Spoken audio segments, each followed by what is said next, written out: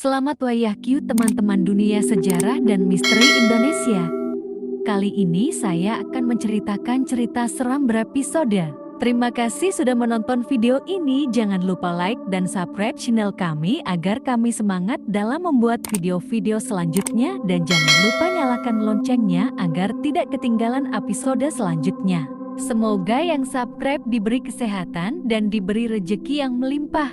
Amin. Kita mulai ya teman-teman, selamat mendengarkan.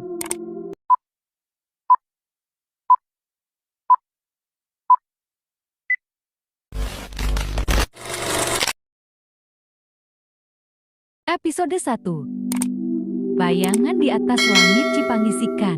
Hujan turun sejak pagi, tapi langkah Arga tidak surut sedikit pun. Mobil tua yang ia sewa terhenti beberapa kilometer dari jalan utama karena jalan tanah menuju desa Cipangisikan sudah tak layak dilalui roda 4. Sopirnya menolak lanjut dan Arga tahu sejak saat itu, ini bukan perjalanan biasa. Angin dingin menusuk tulang dan kabut menggantung di antara pepohonan. Tak ada sinyal, tak ada suara selain langkah kakinya sendiri yang beradu dengan tanah becek. Desa Cipangisikan muncul di balik lereng gelap, sepi, nyaris seperti lukisan yang tak pernah selesai. Rumah-rumah kayu berlumut, dinding yang ditambal dengan karung goni, dan langit. Langit di atas sana seperti kelabu permanen, tak ada biru, tak ada awan, hanya gelap. Arga mengetuk salah satu rumah pertama yang ia temui. Seorang perempuan tua membuka pintu setengah badan, rambutnya kusut dan matanya seperti tak pernah tidur. "Kamu bukan orang sini." "Saya Arga Prasetya. Saya mencari kakak saya. Namanya Surya. 3 bulan lalu dia ke sini. Katanya mau meneliti sesuatu tentang desa ini. Setelah itu dia hilang." Perempuan tua itu memandang Arga dalam diam lama, lalu menutup pintu tanpa sepatah kata. Arga menarik napas panjang. Dari balik kabut, muncul seorang gadis kecil, berdiri di bawah pohon tua.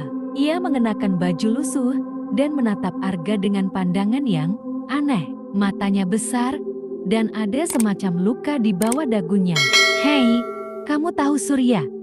Kakak saya?" Gadis itu tidak menjawab. Ia hanya mengangkat satu tangan dan menunjuk ke arah rumah tua di ujung desa. Rumah yang terlihat paling kusam, dengan jendela-jendela tertutup kain hitam. Arga menoleh ke sana. Ketika ia kembali menatap gadis itu sudah tidak ada. Seolah kabut menelannya. Rumah itu berdiri di ujung jalan tanah. Saat Arga menyentuh pintunya, terdengar suara derit panjang dari dalam. Tidak dikunci.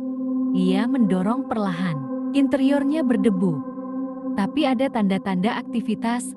Buku-buku berserakan. Sebuah kamera tergeletak di lantai, baterainya terlepas, dan di dinding ruang tengah sebuah tulisan dicoret dengan kapur merah. "Jangan melihat langit saat tengah malam." Arga menelan ludah. Ia menyisir ruangan lain. Di kamar belakang, ada papan kayu yang mencuat dari lantai, seolah baru dibuka paksa.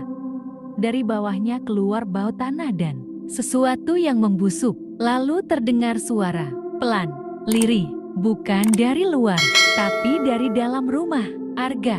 Suara itu lirih seperti embusan angin. Arga menoleh cepat, tidak ada siapa-siapa. Tapi entah kenapa, udara terasa lebih dingin. Langkahnya membawanya ke jendela.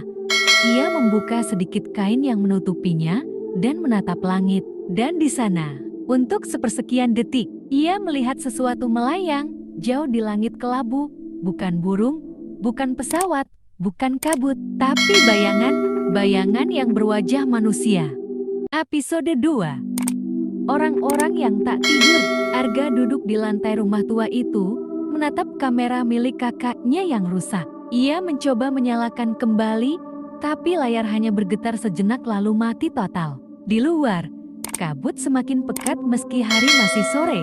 Langit seperti menekan atap rumah, rendah dan berat. Arga merasa terkurung bukan hanya oleh ruang, tapi oleh suasana yang tak bisa dijelaskan. Seolah udara pun punya niat jahat. Tiba-tiba, suara langkah perlahan, teratur, di luar pintu.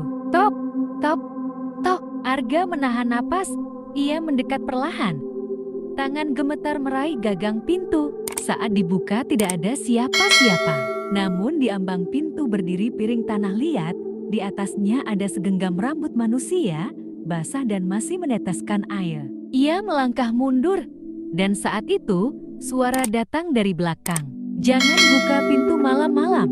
Arga berbalik cepat. Di ambang kamar berdiri seorang wanita tua dengan tongkat kayu bengkok, rambutnya panjang dan putih seperti kapas yang terbakar di ujungnya. Matanya kelabu, nyaris seperti kaca buram. "Siapa Anda?" tanya Arga, napas memburu. "Aku yang menutup mata orang-orang agar bisa tidur." Suaranya dalam dan lirih. "Namaku Sawitri, kau adiknya Surya?" Arga mengangguk. Dia datang mencari langit, tapi langit tak bisa disentuh, maka dia dibawa turun ke tanah. "Apa maksud Anda?" Nyi Sawitri tak menjawab. Ia berjalan pelan menuju jendela dan membuka tirainya. "Lihat, mereka mulai bangun." Dari balik kaca, Arga melihat bayangan-bayangan bergerak di antara kabut. Orang-orang, tapi bukan seperti penduduk biasa. Mereka berjalan terpatah-patah dengan gerakan seperti boneka rusak. Matanya kosong, bibirnya bergerak-gerak seperti menggumamkan sesuatu, tapi tak bersuara. "Mereka adalah orang-orang yang menolak tidur," bisik Nyi Sawitri. "Di desa ini, tidur adalah perlindungan terakhir. Jika kau tak tidur selama 3 malam, mereka akan datang." "Siapa mereka?" Wanita tua itu menatap langsung ke mata Arga dan suaranya berubah dingin. "Bayangan langit." Arga mundur. Nyi Sawitri mengeluarkan kain putih kecil dari sakunya. "Kakakmu meninggalkan ini." Disobek dari pakaian yang ia pakai saat terakhir terlihat. Arga meraihnya.